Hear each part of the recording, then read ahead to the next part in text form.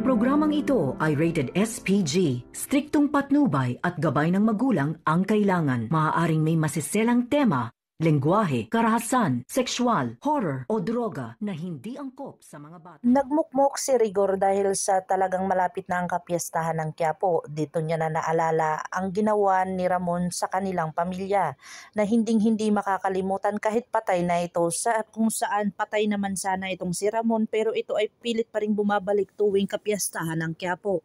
Dito na rin aligaga itong si Marites dahil hindi niya gusto itong araw na ito na kung saan itong week na ito ay talagang pasalubong na ang kapiyastahan ng Quiapo, na kung saan dito na nga ay talagang prosigido nga itong si Marites na talagang hindi niya na dapat balikan ang nakaraan pero ito ay bumabalik pa rin sa kanya. Dito na sinabi ni Tinding sa kay Inoy na kung saan sinabi niya na ito ang week na ito na ayaw ni Marites.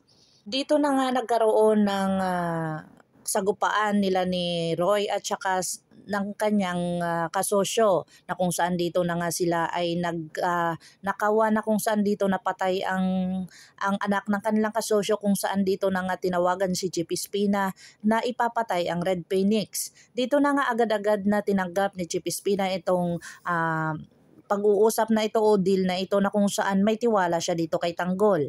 Dito na nga ay kinausap niya si Tanggol na kung saan talagang prosigido si Chief Espina na isama ang kasamahan ni Tanggol kung saan malaki ang kanilang gagawin, na at talagang dito na nagsabi ang kanyang mga kaibigan na talagang papatay din sila ng tao, at sinabi dito ni Tanggol na hindi nila susundin ang mga sinasabi ni Chief Espina na kung saan ito ay narinig ni Mayor. Sinabi ni Mayor dito kay Chief Espina na kung saan yun ang balita-balita na tatakas sila ni Tanggol at ang kanyang grupo dahil sa inuutos nito. Pero may alas pa rin itong si Chief Espina, si Oweng. Dito na nga iba-blackmail ni Chief Espina itong si Oweng kung saan magagawa pa rin nila ni Tanggol na pumatay ng tao at kung saan hindi na sila makakalabas dahil sa talagang papatayin ni Chief Espina itong si Oweng kung hindi nila gagawin ito at hindi sila babalik. Dito na nga ay talagang prosigido itong si Tanggol na gawin na lang nila, at kung saan nakilala ni Tanggol ang kanilang sa second mission na kung saan ito ang dahilan kung bakit sila nakulong. Agad-agad naman itong aligaga din si Ramon kung saan malapit na nga ang kapiyastahan ng Quiapo at ginawa niya yung panggagahasa kay Marites.